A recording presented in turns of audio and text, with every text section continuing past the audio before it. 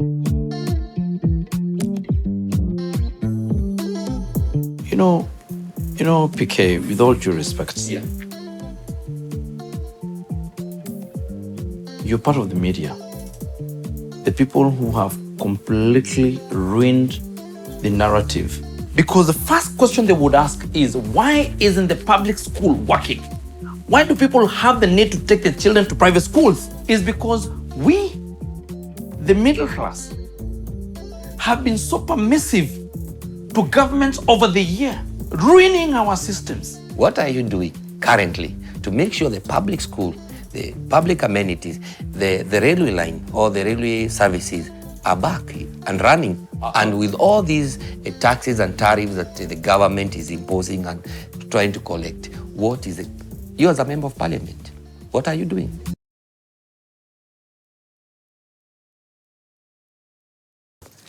Asante. I used to be known as Gabriel before, but now my name is G Kagombe. I don't know why people find it hard to call me. Oh, GG. GG. That's my name.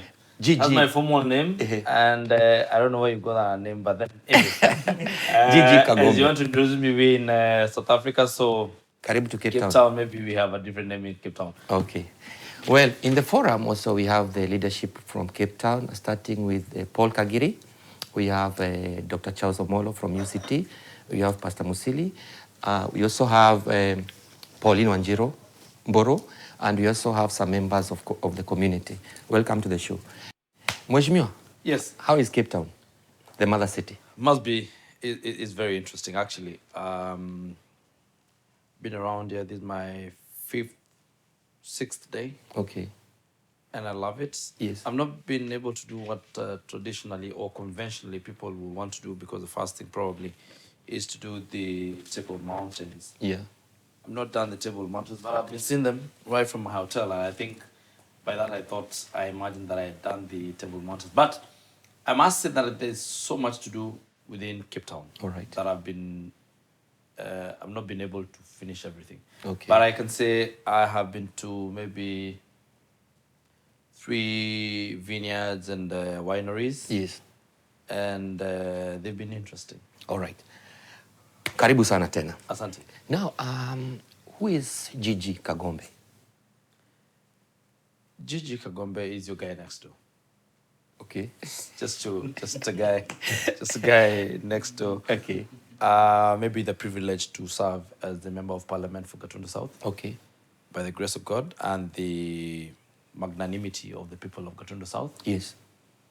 So I serve the constituency of Gatundu South as a member of parliament. All right. Smack after Jomo Kenyatta. All right. Uhuru Kenyatta. Yes. Moses Kuria and myself. So it is a privilege, I must say, and I must thank the people of Gatundu South, all of them, for having given me the privilege to serve in that position. Yes.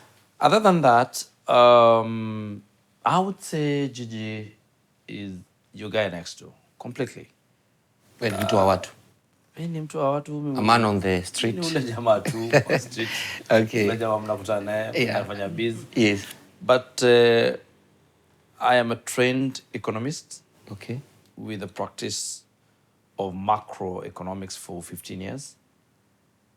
I have a little bit of exposure in media, because I think I got to practice my economics in media houses right from the time I left college. Yes. I worked for Nation Media Group, then I worked for Royal Media Services before I moved to Breaktime Media, and now Forrester Limited as my private entities. Yes. And therefore, I would say when I'm in the studio, I'm not completely in a very alien space. Okay. Yeah. So this is your area.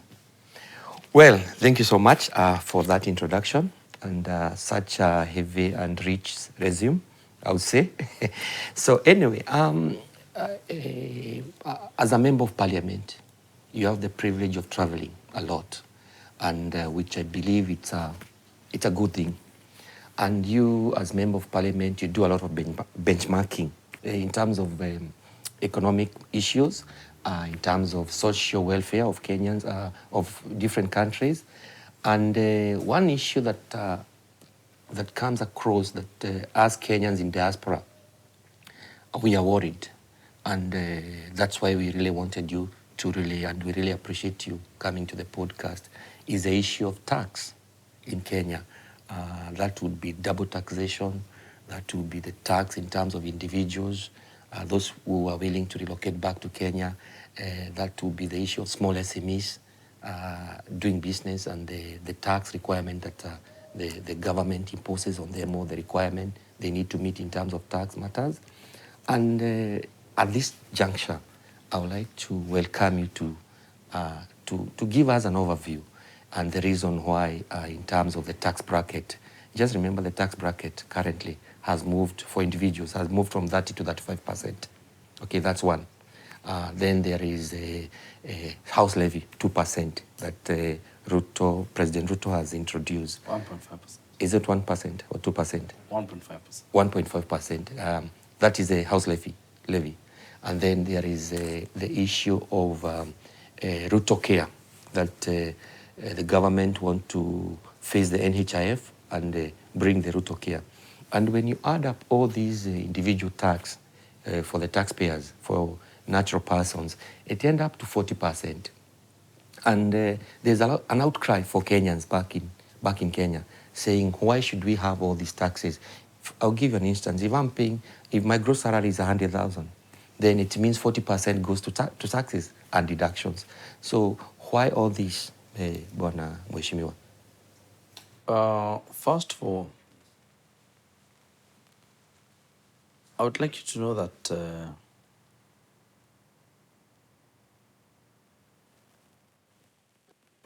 tax issues are not as basic as you would like to put it. Yes.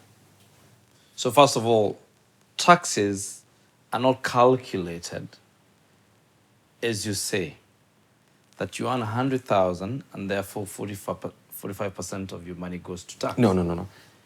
But I also want to take you back and tell you that we have countries like Germany, Yes. like Britain, and like South Africa here, where our tax brackets, our tax percentages and brackets are very progressive. And that is why we're trying to move as a country. But I want to say this. It would have been good if you understood the exact thing that happened for us to move the corporate tax from 37 to 30 and the individual taxes from 30 to 35, and which bracket were affected.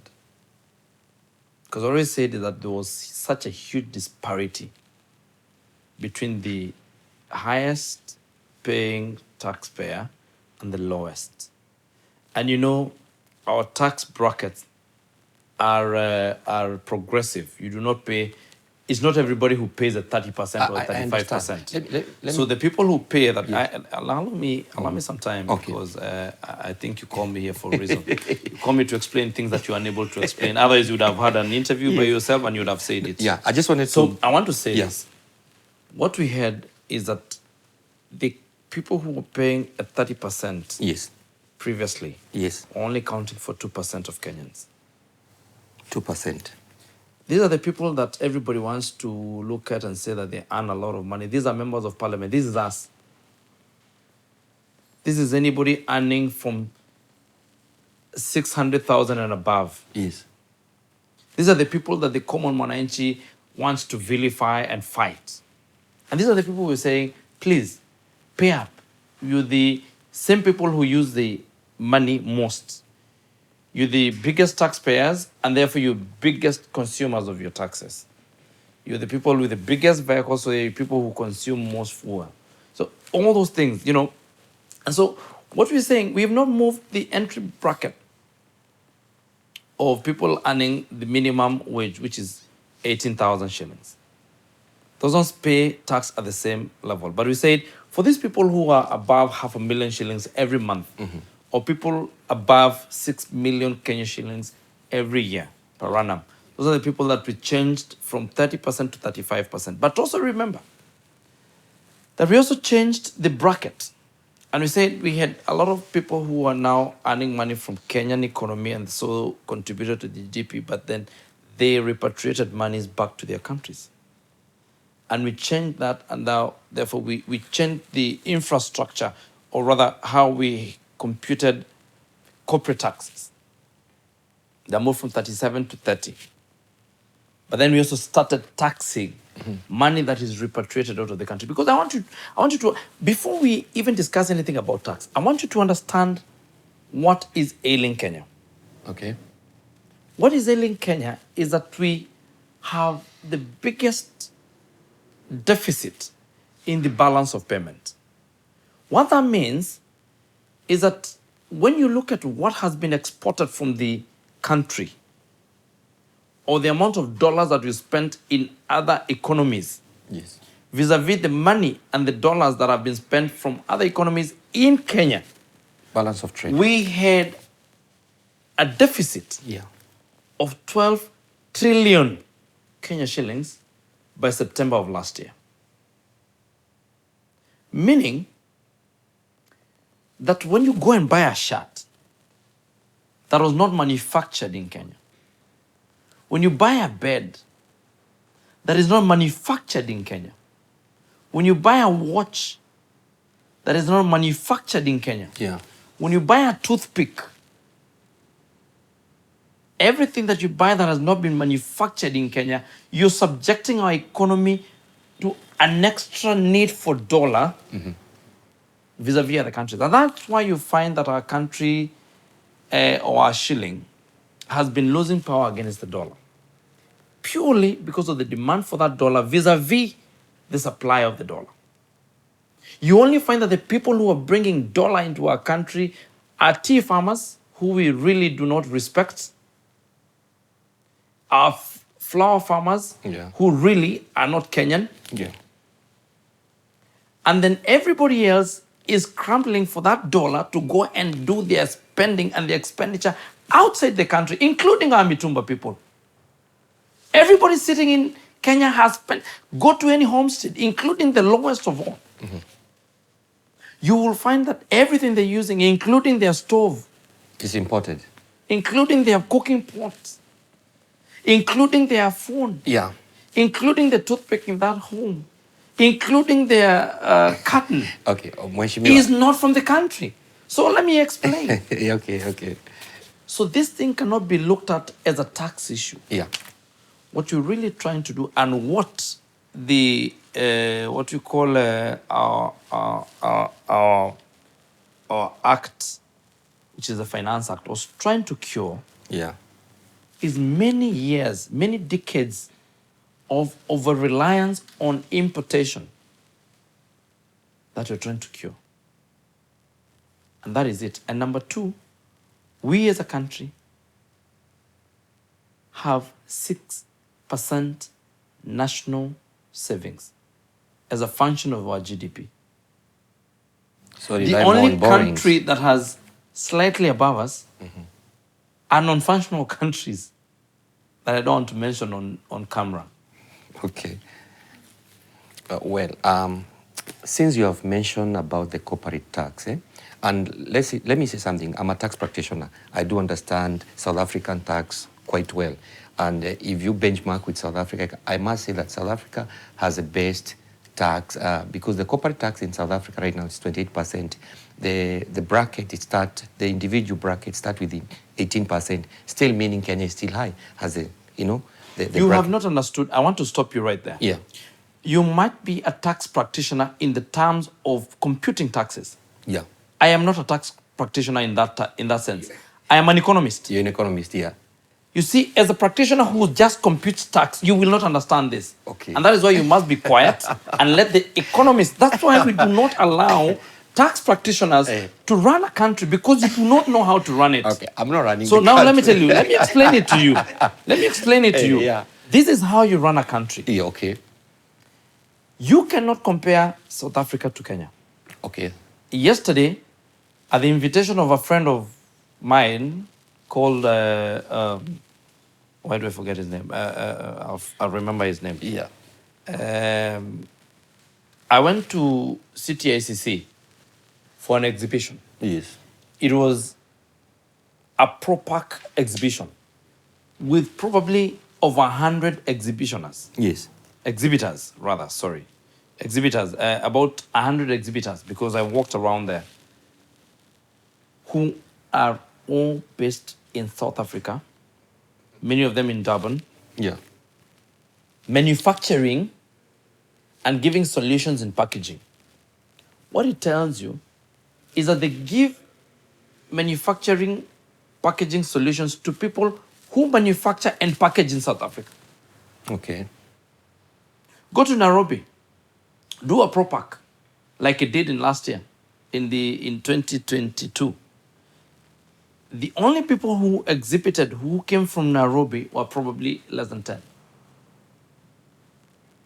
Because they have no clients in the country Yeah. who package. I do understand that point. Eh? So these two economies are so different that you cannot compare them. And therefore, when you talk about corporate tax, but remember, what you're calling high has now been reduced from 37 to 30. So anyway, in any case, if you're comparing 30 and 28, I think you're mistaken to say that is very high. I think I just told you that it came from 37 to now 30, and you're comparing South Africa's at 28. I was just giving an example, because I think your individual tax bracket are quite high, and let's not dwell on that much. Let's shift the gear and go to the issues of opening a business in Kenya. Yep. All right, and the tax implication in terms of what is required, what you're required to have. And I'll cite a few examples that today I was able to get. There's a school called Castmill School in Thika Road near TRM. Castmill. Yeah, and there's another one called East End School in Eastland. Eastland, yes. Those two schools have closed. And from what I've gathered, that the two schools have closed because of the requirement and the tax implication, and the implication of maybe there was tax evasion or the license required. Okay? Now, tell me, Mheshimiwa, why would it be so difficult for the Kenyan government to ease the process of operating of entities, more so the small SMEs in Kenya? Remember, these are enterprises that actually create employment. If you want me to comment on that, because you've given me two very good examples of Castmill and East End. Eastmill, Castmill and East End. East End, yes. PK, with all due respect. Yeah. You're part of the media. The people who have completely ruined the narrative. Because you go home, you sit with your wives, and you look at what benefits you, and you bring it, and you make a narrative out of it. Let me finish. Okay, Mheshimiwa. First of all, any Kenyan worth their salt should not be talking about why a private school has been unable to make business out of Nairobi. Because the first question they would ask is, why isn't the public school working? Why do people have the need to take their children to private schools? Why is my child not going to Kileleshwa Primary? Why is my child not going to Westlands Road Primary School? Why is your child not going to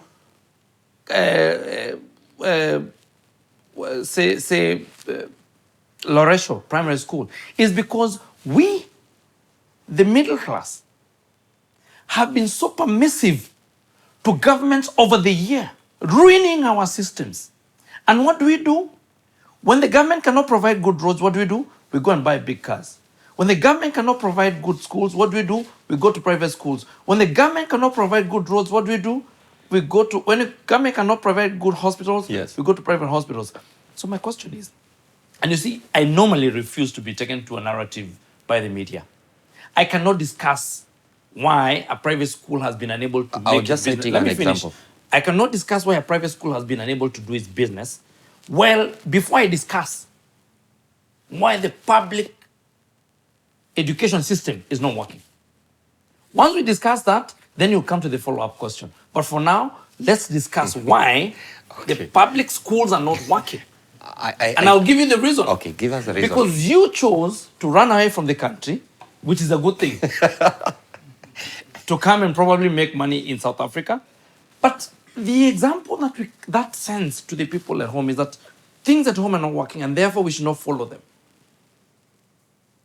Because you know that some 20, 30 years ago, it was prestigious for you to go to Nairobi Primary School. It was prestigious for you to go to Olympic Primary School. It was prestigious for you to go to Kenyatta National Hospital. It was okay for you to board a Kenya bus services truck or bus and move from Misli and go all the way to Satellites.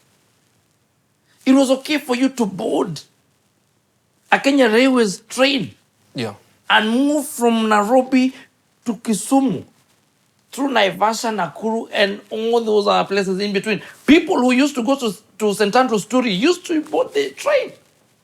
But right now, the biggest thing that St. Andrew's Turi has is a helipad. Because all of you want to go there in helicopters. Because you can afford it. But what about that other person who is in Pokot? Let's narrow it down to this, Mr. Mweshimiwa. You are in the government currently. Yes, I am. What are you doing? And I do not, I cannot deny from it, absolutely. You're in the government. Yes. What are you doing currently to make sure the public school, the public amenities, the railway line or the railway services are back and running? And with all these taxes and tariffs that the government is imposing and trying to collect, what is it? You as a member of parliament, what are you doing? You know, first of all, the government is not trying. The government has put taxes. Implemented. And the government is not doing anything new that has not been done previously. Probably the only thing that this government has done is just been open about it. You know, we're talking about taxes as if the what do you call the Finance Act is anything. The Finance Act has been read, the Finance Bill has been read for 53 times since before you were born in this country. Consecutively, it has been read every year. It has been assented to every year. Okay. So I don't see the big deal about the tax. It is done. Let me finish. What happens is that sometimes every year a new tax bill is presented to Parliament. It is assented, it is passed, it is discussed, it is passed, it is assented into law. At times it lowers this tax, it lowers that other, it scraps this, it introduces a new one. That is a normal thing. And you need to understand that. And I must educate you and tell you that this, even when you asking these questions, I will be asking them on the background of another year and saying, why is it that the Finance Act of 2023 did ABCD as opposed to the Finance Act of 2020? You're talking about or comparison. The Finance Act of 2014. That's fast. So that we change this narrative. But you see the government. Wording, you see the government. The government you see the is wording. So You know. Let me tell you. I don't come here to just address the question that you ask because I have a constituency that is going to follow. I'm allowing you to answer. And I have a responsibility to teach you, to educate you, and that's to tell you. And now that is why I'm telling you, PK. Yeah. That this is not anything new that has been introduced by this government. Okay. The Finance Act has been read every year. If you would ask me, on the background of the Finance Act of 2022, and then you tell me now, let's look at the Finance Act of 2022 when Uhuru Kenyatta was the president, and the Finance Act of 2023 when William Ruto was in government. The government doesn't try, by the way. The government just gives a law, and that's the tax. Okay. Just going back a little bit back.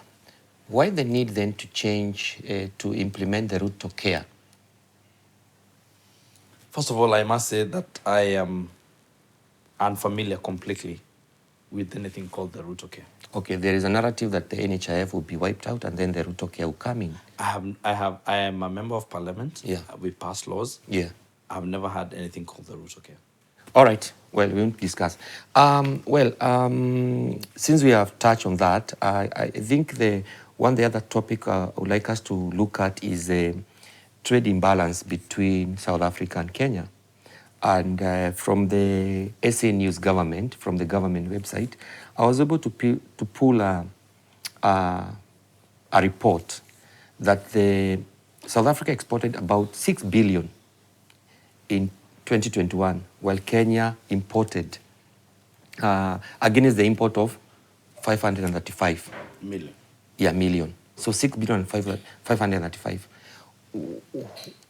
What are the issues that are creating this imbalance? Is it that we don't have manufacturing entities, we don't have more value addition of goods and services, more so goods that can be exported by Kenya into South Africa?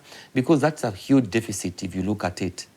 And I'm sure these are figures that, since you're in economics and also you're a member of parliament, I'm sure these are figures that you're quite familiar with. I'll tell you, at the beginning of the year, Yeah.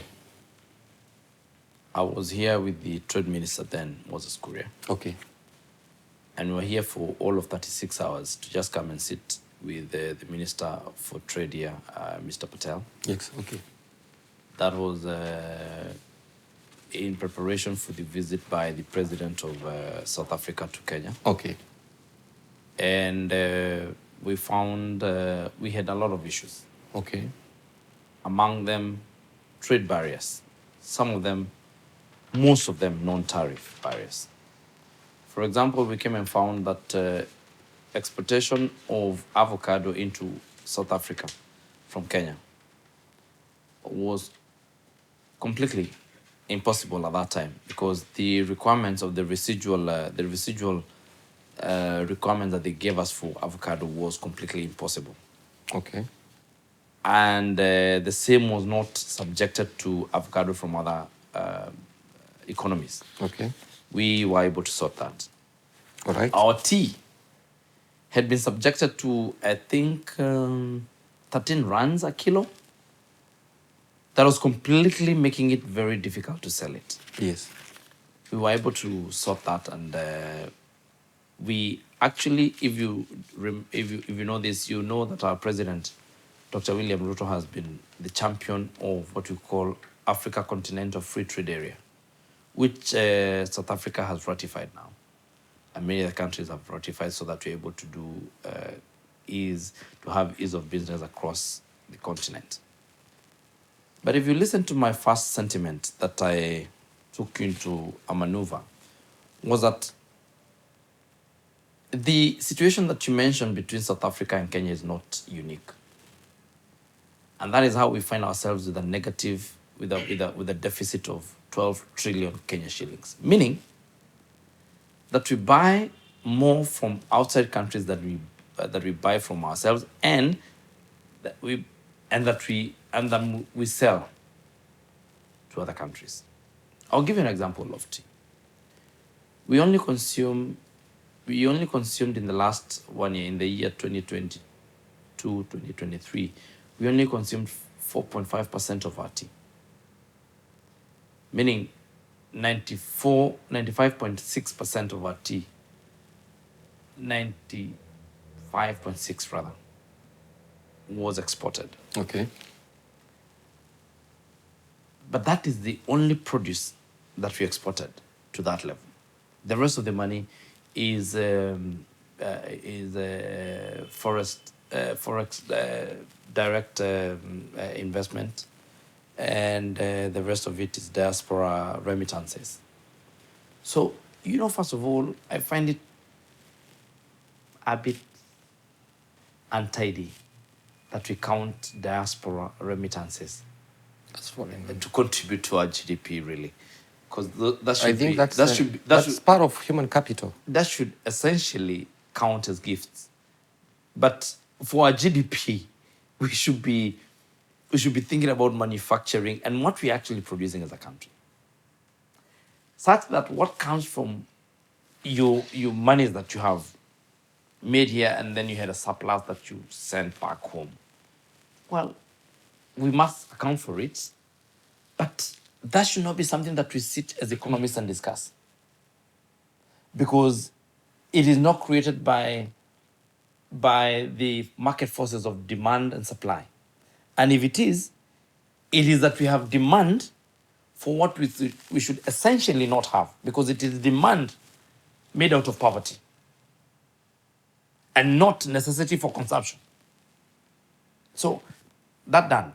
Now, I want to address the issue of South Africa and Kenya. And allow me to point out that I made a visit with the president maybe some 2 months ago to Mozambique. Okay. And you'll be shocked that our business between Mozambique and Kenya was worth 3 million. 3, 1, 2. Kenya 3 shillings in million. dollars. I don't want to substantiate that because it will even be more embarrassing. Meaning that we have not been trading as entities and as countries amongst ourselves. This is going to emphasize the need for our intra-continental business. Trade. Because you can imagine, and you asked a question that I want to answer, and I think actually a lot of that question I had answered in my first question when I told you that I visited an expo and we had 100 exhibitors, all of them from South Africa. You call for that same in Nairobi, everybody will be from other countries. Yes. And you see they will not even come because they know they're not clients. So what I want to say is that we have the biggest impediment, because this has not been the trend over the time. Yeah. The biggest impediment in Kenya Yeah. is the cost of power. Okay. And the cost of power is synonymous with Kenya Power and Lighting Services. Okay. Mheshimiwa, allow me to cut you short. We will be going to take a break in a few minutes. And before we take a break, I would like to say that I would like to ask Dr. Omolo, Pastor Musili, and Paul Kagiri to add something. And then when we come back, we'll discuss about the trade blocks. That is the COMESA, East Africa, IGAD, and the Hawaii, South Africa. You say that there was bilateral, I don't know whether there was MOU, Memorandum of Understanding, that was either signed by the two head of states, and because Eswatini, which is almost inside South Africa, is part of COMESA. And if Eswatini can be part of COMESA, is our government looking into maybe having getting into partnership with South Africa in any of those trade blocks? So, Kagiri, I'll start with you. Do you have anything you'd like to add? I think mine is just to hear Mheshimiwa, by the way, karibu sana Mheshimiwa, comment regarding some of the challenges that we are facing in the diaspora. Yeah. I think he has mentioned about the diaspora remittance. So just a comment to hear a few things that normally we face, like the inadequate services that we get from the consular when you're on this side. We are also having the inadequate mechanism of protecting Kenyans when we're here. We also have the weak structures that as Kenyans, we are not having structure that we inform us in terms of how the diaspora can get the opportunity to invest back maybe in Kenya. So those are just a few things that I would like him to comment about. Dr. Molo. Okay, thank you so much, Mheshimiwa. And also I want to say karibu sana. Yeah, and thank you for the positive discussion so far. Probably my one area that I need to just, if you can get a comment, is recently we've heard of a section of leadership from the Kenyan government encouraging young people to go outside and explore for new opportunities outside. Whilst that one is quite encouraging, yes, it's a positive move. But also I think that it might be sending some negative energy, because it's like we, the government, we have given up. And here we, people in the diaspora, we are looking for opportunities to go back home. So what's the government putting in place in terms of the infrastructures? So that myself as a researcher, I can say, okay, the government has made this stride and I want to go back home and continue with that. Thank you. Pastor Musili? Thank you, PK. Yes. Karibu sana Mheshimiwa. Asante, Pastor. Mine, I think, is like a continuation of what Dr. Molo asked. It's about the community that lives here. Starting with young people. We've got our young people, students who are very qualified. Some of them, they cannot find opportunities here. And I know when we are doing our general election, there's a constituency called diaspora constituency. But when some government like recruitment for police, army, and all those opportunities come, we want the constituency called diaspora constituency to be considered, because we still have our kids here who are so qualified. You've got dentists, you've got lawyers, professional people. People think that they're getting opportunity here, but these kids are really frustrated because they can't be employed here because of a simple letter from some of the organization to allow them to work. They have schooled here from creche to university, first degree, second degree, and our kids are not getting opportunity. So I just want to hear your comment if there's any legislation can be made that even our kids who study here, they can get opportunities back home. Not everyone want to stay here. There's some people to go back home. Then the second thing that I also want to hear from you is about the projects that the government is doing. I know there's that housing project that the government is doing, and I should recommend the government for that. But we also want the people, and it's a hustler government. There are also hustlers this side. So if there's going to come an opportunity for our people who are here, because at the end of the day, they will go home. Some are about to retire, but they still need accommodation the other side. If you can help our people, whether through legislation, if it is not there, just to help our people. Thank you so much. Thank you so much, Pastor Musili, and thank you, leaders. We'll see you after the break. Asante. Okay, welcome back. Mheshimiwa. We go back now to what our leaders have been asking, the question in the previous session. And maybe you could start with the issue, the matters or issues surrounding consular service, where Bwana Kagili was talking about the services we are getting. I would say I do not actually think the Kenyans in South Africa are the people to complain. I think we have just done the biggest limp in that direction. I think this year, from the 1st of January, now Kenyans in Kenya are able to come into South Africa without a visa. I just came here I just got into a plane. Yes. And I dropped in Joburg, and then I chomoka from Joburg and just came to Cape Town. Yes. No requirement for any visa. It was very smooth. Okay. So I don't think we have a problem on that front. I think this government has done quite a lot. Okay.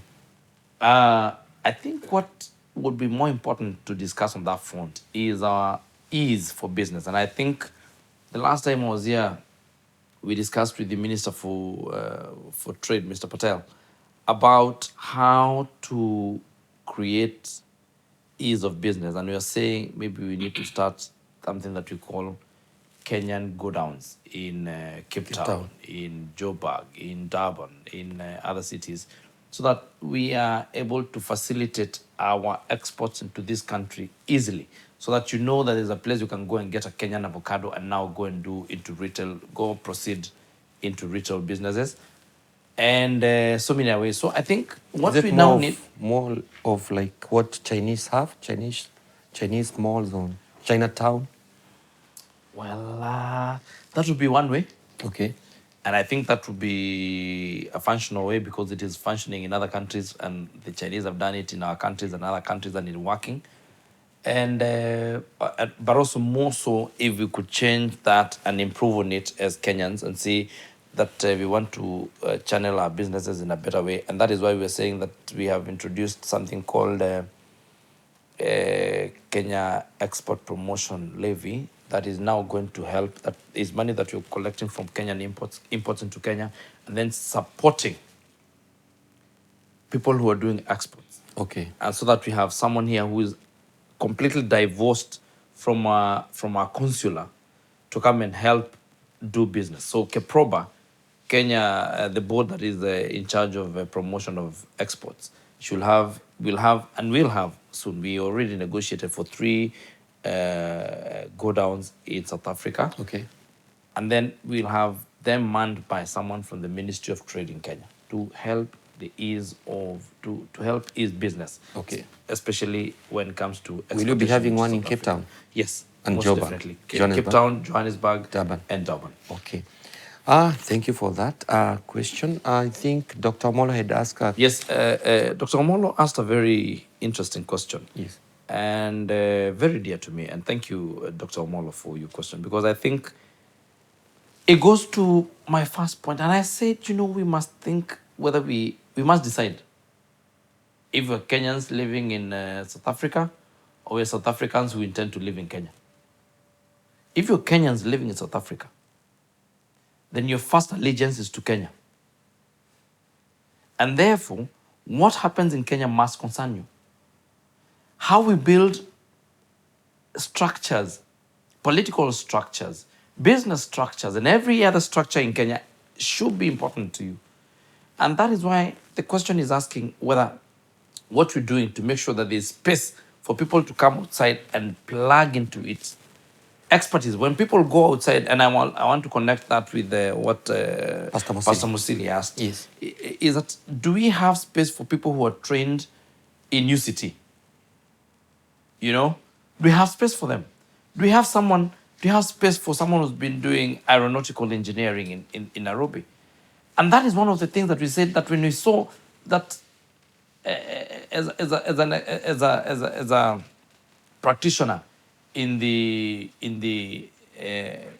flying business, I will tell you that one of the things that we did, and people said, now they have reduced tax on helicopters. This is for rich people. But we are saying, do we have space for someone, a child who came from Kenya, went to UCT, did flying, did aeronautical engineering, did whatever course it is? Do they have a space to come and plug into our country? Are we attractive as a destination for employment? For our own people who've gone and studied elsewhere? Or when they study elsewhere, do they have to go and work elsewhere and never come back to our countries because we have no space for them to practice their expertise? And that is the question he's asking, and we're saying that when you find us trying to block importation of basic things like furniture, when you find us saying that we do not want importation of fish, when you find us saying that we do not want people to export fertilizer anymore, it is because we know that there are people who will come and plug into that industry that you're going to build. And that is the essence of the most vilified Finance Act of 2023. We are trying to block and support and shield Kenyan business people from external business aggression. Because we cannot compete with the world because we have such a young economy. Young in the sense of we have had some years that we shall have done better, but we didn't. And we exposed ourselves to a lot of aggression economically. And now it's time to do good what has not been done. But what has the government done to encourage indigenous entities or small SMEs to thrive? Bearing in mind, and I don't want to take you back I want you to to the understand licenses. that governments only work. By the way, government has only one communication model. The government only speaks one language, the taxation language.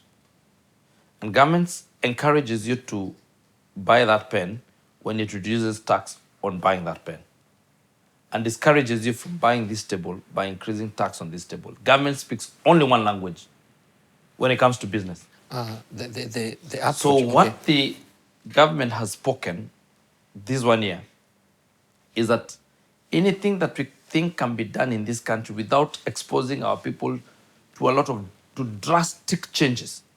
For example, if you've been using medicine on insulin, and really we are not manufacturing insulin, then it might be unfair to us to increase the cost of your insulin that is bought from another country. Okay. But really, if you're talking about a stool, a chair, fish that we know can be fished from Lake Victoria and Lake Turkana and our coastal areas, then we're saying that we can stop that by increasing tax. And that is why we have moved our taxes on furniture, for instance, from 0 to 35, or from 5 to 35. That is why we've increased our taxes on cement to 35. That is why we've increased our taxes on imported steel, because now we are able to manufacture our own steel.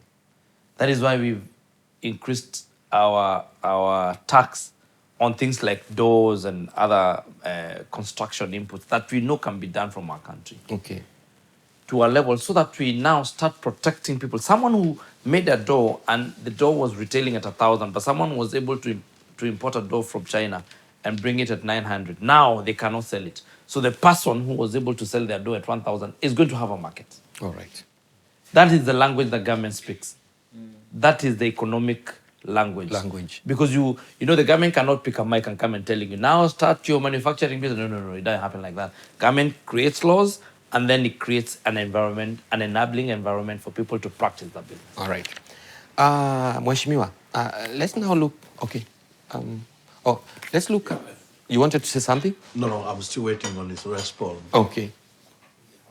So what Pastor Musili is asking about our children who are now probably have studied outside, or people who are outside the country, got children, and at some point they want to come back to the country.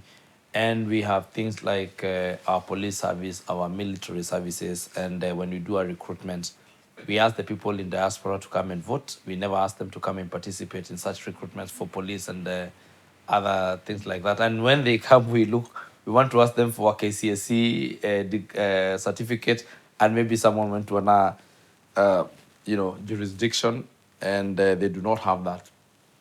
What I would say is that we take cognizance of that, and that is why this government took time.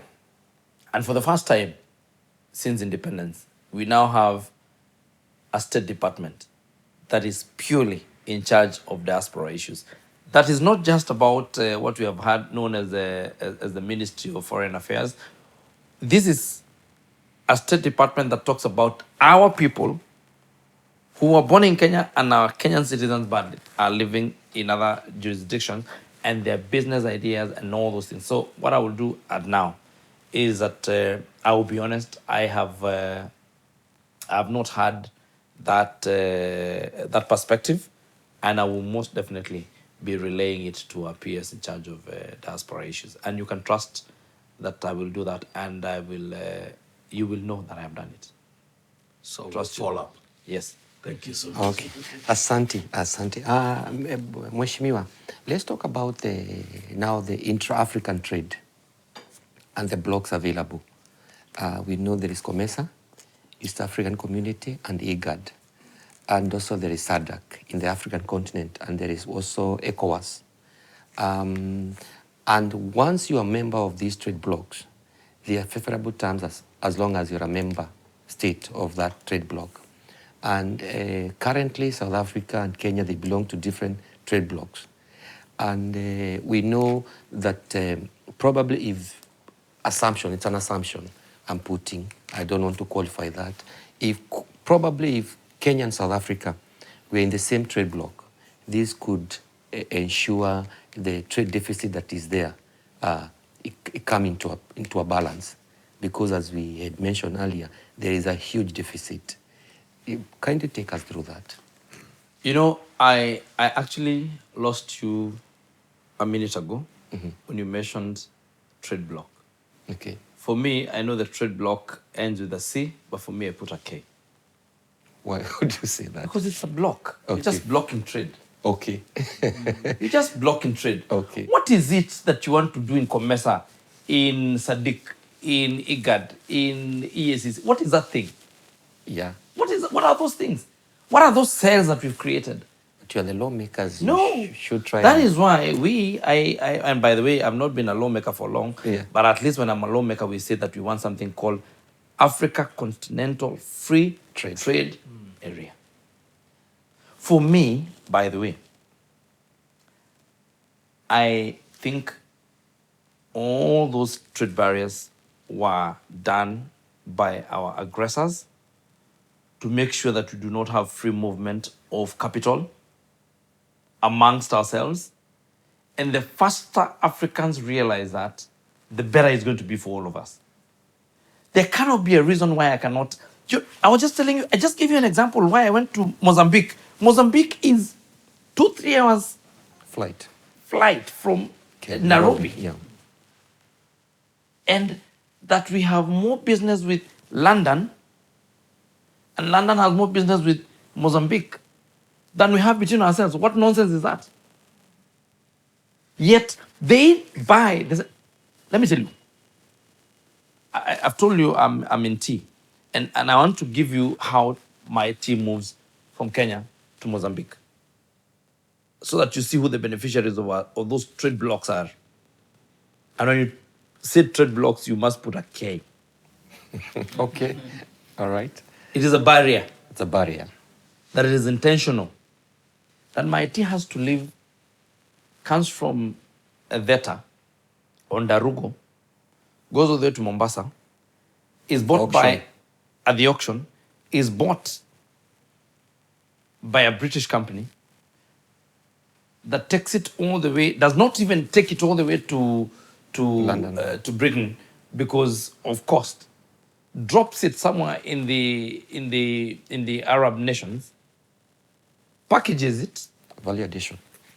starts exportation towards Africa. In fact, do you know how bad it is? The same is Because happening of in our coffee. blocks. Listen, because these blocks, I want you to understand that these blocks do not affect an American company coming to buy into our country. But it affects, you cannot sell to Iran. If you're Kenyan, you cannot sell anything to Iran directly. But go to Iran and see what runs within Iran. It's all American. Yet Americans are the ones who imposed sanctions on Iran. But you go and find the seats, go and find the machinery in Iran. It is American. It's America. Go and find the threads they use on their tea bags. They're American. This nonsense of trade blocks is nonsense. And the faster we open our eyes and see that there are people imposing these things on us, Yeah. the better it's going to be for our countries. What does the So two what you're going government- to do, and the solution Yes. is to beg all the countries to ratify the ECFTA. And that way, and I think if you ask me, a lot of the big boys in the continent have started by a good example. I'm sorry for using that word, but I think we have seen South Africa being very accommodative of it, Kenya, now Mozambique, on the other side, Nigeria and Ghana. And people are starting to see that there's nothing. Those things were traditionally put in. I mean, when someone tells you Comesa, it's the same thing that we are put together and bundled, and you're told that we are Commonwealth nations. What is Commonwealth? What common is there in that wealth? What wealth is there? I think even? it's very... So it's the whole thing of re-engineering and realizing that we are African and Africa is our business. And therefore, there cannot be any trade barrier that is put between you and Tanzania, between you and Uganda, between you and South Africa. And you look at it and you say, okay, you ask yourself, why would South Africa impose 13 rands on Kenyan tea? To what end? Who is this that is producing tea that they want to buy from? So are you telling me that it is easier for South Africa to buy tea from Sri Lanka or from India or from China? What is it that finds or makes South Africa find the necessity to import the 13% tax on our tea? I think on that, I would say probably that could be due to other trade agreement with other countries that are actually exporting tea to South Africa. But you see, that was because that was in essence imagining. And I'm asking you, how many tea exporting countries do you have? Kenya is number Kenya one is in the number world. one. I mean, Kenya is number one tea exporter in the world. It is known. So who is this other person that you have an agreement with that beats Kenya? Everybody, including Malawi here, comes to trade in Mombasa to sell their tea. So who is this other person that you have an agreement with that you do not want tea from Kenya? And you know that Malawian tea is sold in Kenya. Zimbabwean tea, the little they have is sold in Kenya. Burundi, Rwanda, Ethiopia, Tanzania, Uganda.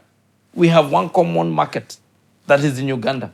So what is this thing that you're saying that now you have decided that you'll buy tea from all these other people and not from Kenya. What is that thing? You must realize that there's a hand from outside the continent. And that hand is the hand that has been selling us the dollars. That is why I need dollars to come to South Africa. You know, we are moving towards, and that is why I lose money. Just by coming to South Africa, even before I buy anything, I've lost money. Yeah. Because the exchange rate in Nairobi is not the exchange rate in Maputo, it's not the exchange rate in Joburg. It's not, you know, if I'm going to any other country, just by the fact that I bought dollars, Yeah. I have lost money. So, PK, if I can just ask something there, please. and I like the passion that you have with Africa, and I thank God that Africa is awakening. We are finding our problems so that it can look for solution. So, with that point, you mentioned about dollars. How far or how close are we to get African currency, one currency? Oh, we're very. I think we are. I think we are a few months away from it. I actually think in another less than 36 months we should be operating one currency, or at least there should be ease of. Do you know, by the way? Did you know that you could not even come to Joburg with your Kenya shillings and now buy South African rands? But you know now you can. Yeah. You just walk and you know, previously, not so long ago, maybe a few years back, you couldn't. Your Kenyan money ended and lost value at the borders of Kenya. So we are getting, and now we're going to fast track that, and the governments now have agreed that and allow what the AU is doing towards it, that even when you're not able to spend one common currency, then there's acceptability and recognizability of all our currencies within our countries, which is by far a good step in the right direction. Okay, thank you, Pastor Musili. So, just trying again to expand on this issue of the trade bloc, so with a K, as you're saying. So, what are the Kenyan government and South African government, the two head of state, are they taken steps to kind of have an agreement where these trade blocs will not bring the barrier? Yeah, and is the trade between, and again, I'll just remind you the deficit that we have. I gave you the figures that the South Africa exported 6 billion, well, the Kenya imports 500 something. So what are the agreements? First of all, I must thank President Ramaphosa and President Ruto for what they have done, because they have shown the direction, and now the writing is on the wall. Everybody knows where the direction is and knows which way to go. And I must also say that what governments do is create an environment. Then it is for the private entities now to make use of that good environment that has been created by the governments, Yes, to do business. But as for the deficit, it is purely about power and the cost of power in Kenya. That is why investors have found it previously very unattractive. And that is why we have had a lot of capital drain from capital to other capitals and to other cities in Africa, and especially within East are you Africa. talking about the cost of production? Or Yeah, the, which is the power and the the cost of production. Yeah. And you know, cost of production, there are many factors of cost of production, including labor and everything. But I think what has been very inhibitive is power. Okay. We don't have enough power. No, we have more than enough power. In fact, now we're discouraging people. I can tell you, I was talking to the PS in charge of power, and some people wanted to come and invest in power, and he told me it's okay. We encourage people to come and invest in power, but he had a but. We are now looking for more stable power, you know, so that in as much as we are, because we know we are 92% green, Yes. in our power, and actually we have enough power. But do you know why we have enough power? Because our demand is very low. Because we're not doing consumption. So we are not doing production consumption. Kenya currently is not experiencing any load shedding, power interruptions. You know, we could have in a few cities. I am one of the people who was complaining on social media the other day. I had a huge power loss in the month of July. Yes. But that is not representative of the national power use. The national power use is that we have more power use in the evenings than during the days, unlike other developed nations. So meaning that the We manufacturing use- industry... Yes, we use more power for consumption and for our domestic users more than we use during the day for production and manufacturing. Then what are the hindrances in terms of more companies that in manufacturing? And I'll give you a... Because the cost has been high. Yeah. And that is what has made people run away from manufacturing. I tell you, I manufacture tea, and I was one of the most efficient, cost-effective companies in the year 2021, 2022, Yes. and part of 2023. And of the 72 shillings that I used to make a kilo of tea, then 24 shillings was electricity. So that tells you the cost of electricity is very high. Okay.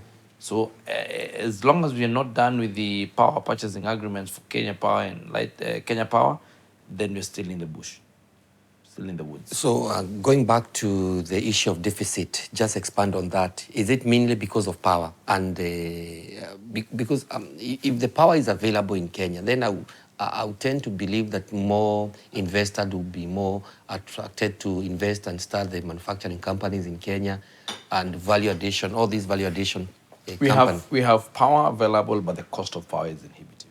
Okay. And the cost of power, you see, this thing beats. It is purely the issue of demand and supply. We have less demand for power because power is expensive, and therefore, because we have little demand, then supply is in excess. All right, but that's what I'm saying. When we reduce the cost of power, then the demand is going to go high. All right. All right. Yeah. And because government should control the cost, because when the demand goes high, we still must maintain cost below at a certain level, so that people can take it and now create more manufacturing. Okay. On the same issue. But I want to mention something before and I know we had up for time. Yeah. But I know we had up for time, but I want to say that we must also, as Kenyans, work on our trends, behavior, and consumer behavior especially. It is only in Nairobi where you drive a street and you find more V8s than human beings. Driving the streets of Joburg, driving the streets of Cape Town, and you'll find people are modest about what they drive, about what they wear, about everything else. But I think our mindset, our consumer patterns Yeah. are also very erratic. Yeah. And consistently, the only consistency we have is that we are consistently creating demand for other people's markets. Okay. Thank you so much, Mheshimiwa. There's one issue or one topic I would like you to, in a nutshell, just go through it, is the value addition of the Kenyan product, because we are more exporting low products, okay? And if the Kenyan government could encourage value addition before exporting these goods like tea, coffee, mogoka, and all that, and create this middle level chain that is in between the exporting of the raw materials, and could that reduce this deficit? And I'm just talking about South Africa. Could this reduce that deficit, or even deficit into other countries that we do have a deficit within trade? And in a very brief way. I believe that would really help. Yes. But that would only probably do about 30 to 40% of what we intend to achieve in terms of creating our own supply, our own demand for our own goods, creating our own demand for our own supply. Yeah.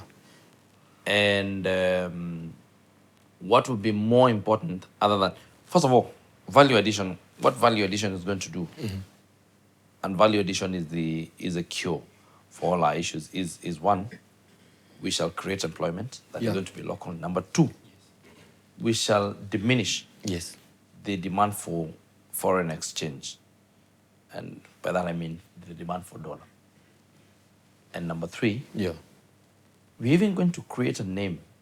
You know, when you go to a lot of domestic tables, we want to export our stuff in SKUs, or what you call stock keeping units, that are even identifiable by the consumers. It is likely that you're somewhere consuming an avocado that you do not know was produced in Kenya. It is likely that you're somewhere consuming tea that you do not know was even originated in Kenya. Yeah. It is likely that you're sitting somewhere consuming clothes that you do not even know Yes. that originated in Kenya, because that cloth came from Kenya and everything came from Kenya, but value addition was done by another country. And the person who gets to relate directly, the last leg are the people who get to brand their produce, and they say made in this country, made in this country, but everything else came from Kenya. Thank you, Sana Mheshimiwa. Lastly, I would really wish to encourage you. We see there is a lot of, there's influx of Kenyan tourists into Cape Town. I hope the same can be done and we get more South African black indigenous visiting Kenya as tourists. Yeah. And we must say thank you so much. And I think because of the free visa, we are seeing a lot of Kenyans here in Cape Town. Yes. And thank you for coming to our podcast. You're most Tumeshukuru. welcome. It was very informative. We have learned a lot. Yeah. And I must say, ukienda Kenya, pongezi and hongera, asante. Asante sana. Thank you so much. Thank you very much. Asante. Asante. That's it.